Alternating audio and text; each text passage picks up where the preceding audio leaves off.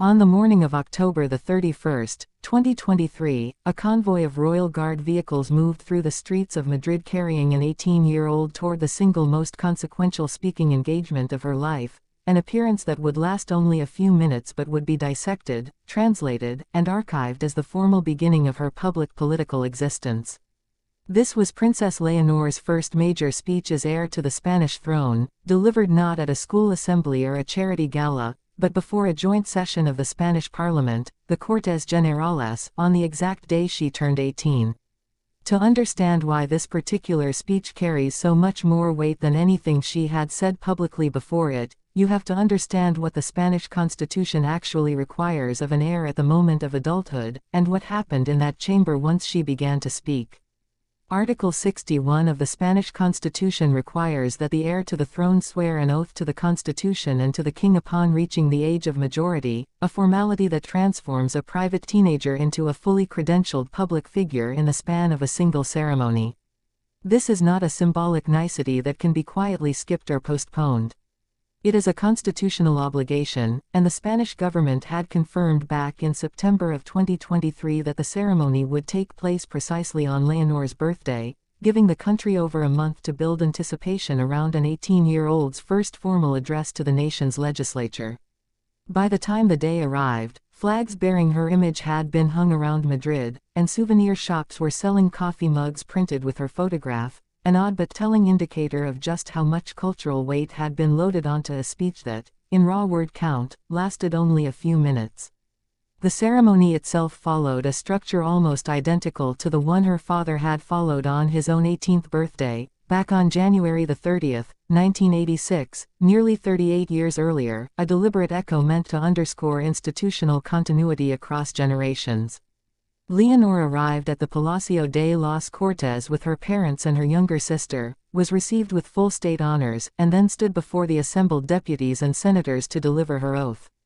She pledged to carry out her duties faithfully, to uphold the Constitution and the laws, to respect the rights of citizens and the autonomous communities, and to remain loyal to the king. It is worth pausing on how deliberately narrow and legally precise that language is. This was not a speech designed to showcase personality or charisma.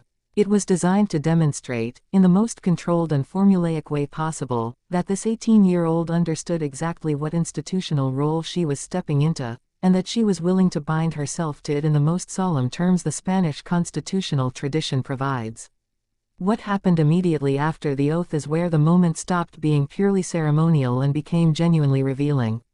Leonor took the floor a second time to deliver a more personal address, and in it she described having just solemnly and publicly committed herself to Spain's democratic principles and constitutional values, framing the oath not as an abstract legal formality but as a responsibility she had assumed directly before the chambers representing the Spanish people. She went further, describing her loyalty as extending not merely to her father as an individual but to what the crown itself symbolizes, the unity and permanence of the country as a whole. That distinction matters enormously in a country where the monarchy's legitimacy is not universally accepted, and drawing that line herself, on her very first major speech, suggested a level of institutional awareness that surprised many observers who had expected a more generic, feel-good address from a teenager. The reaction inside the chamber told its own story. According to reporting on the ceremony, Leonor's oath was met with an ovation lasting more than 4 minutes, a striking contrast to the considerably shorter, roughly 48-second response her father received when he took the same oath in 1986. Whether that difference reflects genuine enthusiasm, evolving parliamentary customs, or simply the accumulated spectacle of modern royal media coverage is impossible to say with certainty, but the contrast was noted widely enough to become a story in itself, a small data point suggesting that Leonor's entrance into public life was being received, at least inside the chamber, with unusual warmth. Outside the chamber, the reception was considerably less unanimous, and this is the part of the story that a purely celebratory retelling of the speech would leave out entirely. Catalan pro-independence leaders publicly declined to treat the ceremony as anything worth celebrating, with a spokesperson for the Catalan government describing the event as an attempt to lend legitimacy to a monarchy her administration considered outdated, and stating plainly that Catalonia's current government identifies as Republican and feels no attachment to the crown. This wasn't an isolated jab. Surveys conducted by Catalonia's own government polling agency have consistently shown extremely low regional trust in the monarchy since the 2017 independence crisis, with trust ratings sitting near the bottom of a 10-point scale. Representatives from Catalan and Basque nationalist parties were notably absent from the ceremony altogether, a visible reminder that Leonor's first major speech as heir was landing in a country where the institution she was pledging herself to remains a genuinely contested question, not a universally accepted fact of national life. There was another absence in that chamber worth noting, and it came from within the family itself. Leonor's grandfather, the former King Juan Carlos I, was not present for the oath, having lived in self-imposed exile in Abu Dhabi since 2020 amid a series of financial scandals that had done lasting damage to the monarchy's public standing. His absence was a quiet but unmistakable acknowledgement that Leonor's generation is attempting to build legitimacy on a foundation that her own grandfather's conduct had partially eroded, which raises the stakes of a speech like this considerably.